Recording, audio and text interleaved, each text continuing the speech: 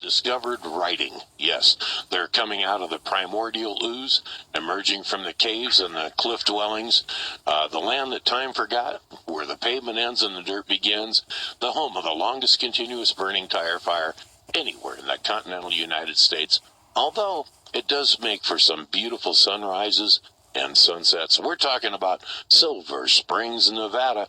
We have Aaron on line 2. Hey, Aaron, what's up? You know, we got the Sumatra mandolin going, and the cloud cover provided some great color this morning. If you saw a company, we all know who Jessica Alba is. Do we know that name? Oh, yeah. Jessica. I know, huh? Drop dead gorgeous. She's the face of a company. She's actually a co-founder. The Honest Company. One would think, wouldn't they? She has a product out right now, and she's being sued over it for deceptive and misleading advertising. What? Who's suing that lovely little girl? Shame on them. Everybody and their mother, because she's selling an infant formula as all natural, and it has 40 chemicals in it. Some of them I can't even say. The list is... Oh, I'm sorry. Out of the 40 ingredients, a third of them are chemicals. Excuse me on that. Let me correct that. But it's like you can't. I mean, let me see if I can pull some of these ingredients up. I'm just like they're synthetic and toxic. DL-alpha tocopherol. Yeah, all that stuff. I know what that is. Yeah. Yeah, biotin. Mm-hmm. Yeah. Phytonadione. I mean, I have no idea what this stuff is or why would it be in baby formula? I don't understand that. I mean, but it is. It's an infant formula, and they're billing it as organic, and that is the problem. So she's being sued on this, and on the another GMO front this morning, and it's like, you know, when I see Jessica Alba smile there and everything like that. Yeah, she took this company, her and a couple people, they co-founded this company back in 2013. And, you know, of course, overnight, you know, when you have a face like hers, with a gorgeous smile like that and a wholesome look, everybody's going to buy in. Oh, okay, it's organic. You know, Jessica wouldn't do that to us. Oh, I'd buy it. She's kind of the front person, and there's let me see here. Somebody, where'd they go?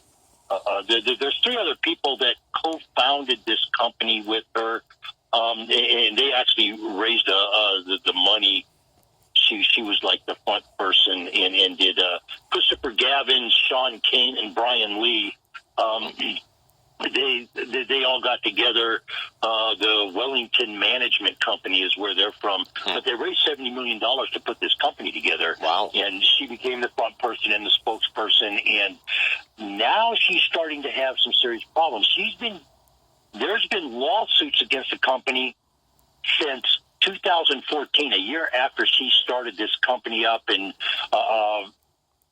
it's starting. It looks like it's starting to get 2014. Let me see. August of 2015, it was valued at 1.7 billion, and now they're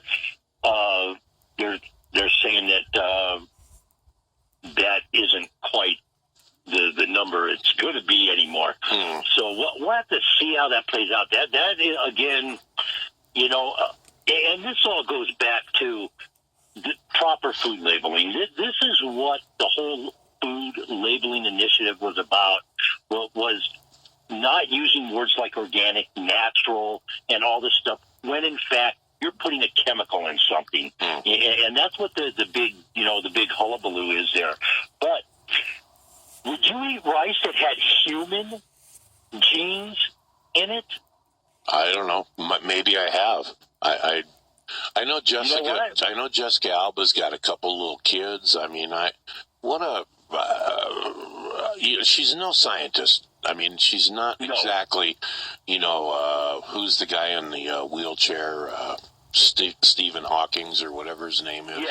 Yeah, Stephen Hawking, yeah. She's not exactly, although she's cute and she's smart, she's not the brainiac. So I'm sure that she had nothing to do with putting the formula together that was sold. I mean, there's no question in my mind there. She's the front person of the company. She's the one that, she's got the pretty smile. She's got the, celebrity.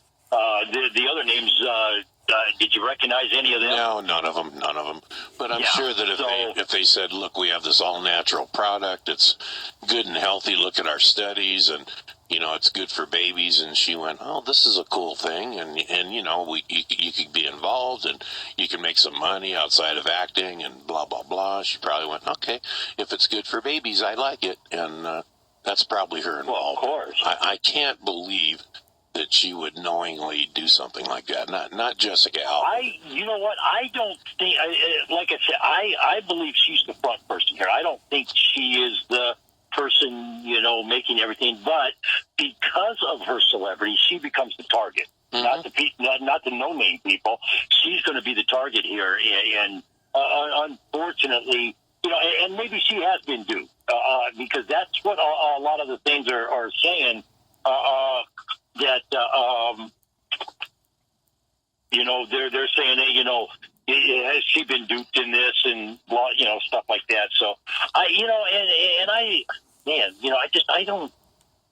don't know many people that have children that would knowingly and willingly go out and stuff them full of toxic chemical stuff. No, I don't think so either. I just don't think that's in human nature. Now, if people are selling a product, I mean, it's not unknown to have an organization or a company approach a celebrity and say, look, we're investing in muffler bearings. And our muffler bearings are the best muffler bearings in the world, and we want you as a spokesman, and we'll give you a percentage, and blah, blah, blah. And they get out there and they go, hi, I'm Joe Celebrity, and if I were you, I'd buy Acme muffler bearings. Then you find out that there's no Acme muffler bearing. It's just a shell company, and they're trying to get investors, and they take the money and run. I mean, the guy looks pretty stupid for being the spokesman, but he's not the real criminal. He's the spokesman. Yeah, but again, when sometimes that celebrity that gets you in a jackpot, and that's what it. And just to me, on the surface, I haven't had a chance to get in and research this, but there's been problems with the company's products for quite some time. There was a product with sunscreen a couple years ago. I do remember that, but you don't give the company a name, honest company, and then use toxic chemicals and tell people it's organic or natural. That is a faux pas or whatever they call it. I just don't, and I don't know. I would think if my name was on something and somebody did that, I would be taking my name off it immediately.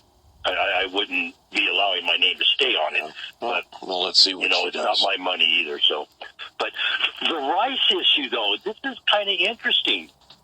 There's 3,200 acres of rice with human genes growing in Kansas, Junction City, Kansas. That might be right up the street from Scotty because they wanted to grow it in Missouri, and Missouri said no.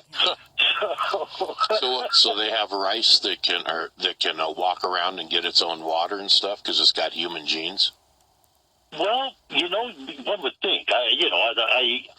There's not a lot of information. All I have is a quote from a guy named Bill Fries. He's for the Science Policy Analysis Center for Food Safety, and all he has said is it could cause dangerous allergic reactions or immune system reaction deficiencies, or not deficiencies, but reactions. So it appears that there's just kind of a warning going out that there's not a lot of information out there on this right now as far as how it's going to interact when people start eating it and digesting it. I can't find any reason why we would put human genes in rice. I have no clue. There's no information on that. So this is something you can bet will be on the food watch and the food labeling issues going on to see what's going on there. That just when I heard that this morning, I was kind of taken back. I was like, "Oh, rice!" And there's been scuttlebutt about this for a while. What if they take human genes and do something? And that's kind of a mixed bag there. I don't. There's just a lack of information, so it's hard to really, did they do it because the gene they're happening to be using has a certain trait that, will make the rice healthier. It'll make it stronger. It will, it was developed to stop diarrhea in the third world countries of children overseas. So, and this would be the second because they have that golden rice, and it's not lived up to the billing that got it approved, just like the corn hasn't, or the oats, or anything else that these agrochemical companies are doing. The products they're coming up with are not living up to their billing and what they're being sold as, the bill of goods they're being sold as. It's not stopping world hunger. It's not creating a healthier food source for people that, if you live on rice, you live on rice. Let's, not beat around the bush here. They're not getting healthier eating this golden rice that is supposed to make them healthy. They're not supposed to have vitamin A deficiencies and all this kind of stuff. So I don't, it's kind of a mixed bag here. I don't really, because there's just not a lot of information either way, whether, pro con on this rice with the human gene in it. I don't know even where to begin, what to say. A third of the population of this world depend on rice as a staple for their diet. I mean, that is... I love rice. Yeah, don't get me wrong. I love rice. And, it is. Rice and potatoes, man, I don't know how many people they feed, but I'll bet it's close to 6 billion. Well, I know one of the problems they have in places like Japan and certain areas, Vietnam and stuff, is from constantly growing the same crop. They deplete the soil. And the rice that they get isn't as good as the rice they had 100 years ago. So no. I mean, that's a... what you just touched on right there was what happened in the South. The South, all the cropland became almost wasteland until a funny guy named George Washington Carver said, hey, put some peanuts in the ground and let's grow peanuts. Yeah, and put something back in the ground. And crop rotation, because there's just so much. And that right there, what you're talking about, is what Monsanto gets away from when they start growing the GMO products, because that's all they grow is cotton, or that's all they'll grow in that field is corn. Sure. Over and over and over, instead of getting a little biodiversity in the soil and allowing things to, regenerate, stuff like that. So, it's like I said, it's a mixed bag. It's a mess is what it is. Well, we are. And I honestly believe if they had been honest about everything coming into it, it wouldn't be a mess today that it is right now. You have to remember, in this country, we're blessed. We have an abundance of fertile land where a lot of countries don't. Where you can do things like rotate crops and do that. There's parts of this world where, truck gardens and home gardens and, that there's only so much arable land and so much where you can grow crops. And, even with that, they have natural disasters and the crops are wiped out. I don't know. I'm not convinced that, a super rice is better than a proper rice or a normal rice, grown properly with that rotation and things like that. But, I guess, again, if it's the third world and, how many times have you read, 50 million people died of hunger in China, or 3 million people died of hunger in Ethiopia? Well, you know what? I mean, the joke back, exactly right there, Ethiopia. The joke back in the early '80s, man. pulled your fingers on your neck. What is this? It's an Ethiopian with a rice kernel stuck in his neck. Yeah. I remember those kind of, it's kind of sad when you think about something like that. Somebody be that thin that they choke on rice, but I guess it was happening at the time. And one of the things that I have always believed, when you see a population starving to death, and this might sound really sick, I don't know, but they basically outbred their food supply. And that's why human beings have always been nomads, farmers. When we outbreed the food supply, we move somewhere else where there's food. Where we're starting to get limited on that. We can't do that like we used to be able to do 10,000 years ago. But it's a very tough dichotomy when you start thinking about food and people going hungry, because nobody, and what is it? Our station, there's a commercial running. 17 million kids going hungry every day in this country. And there's enough Where's food to feed them. feeding these hungry children? And there is. I don't know, man. To me, it's a very tough dichotomy. Do you on the one hand, you got to feed them.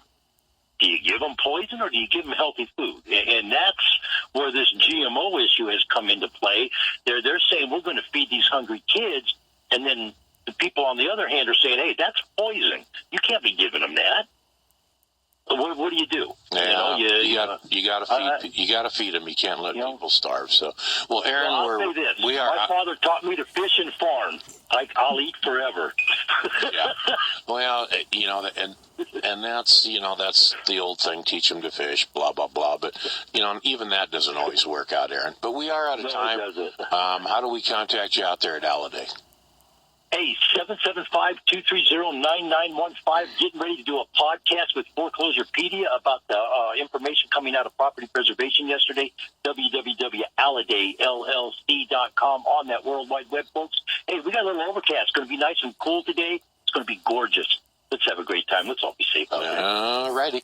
And the sunsets and the sunrises are so beautiful out there in Silver Springs because of the methane and the chemicals released from the tire fire.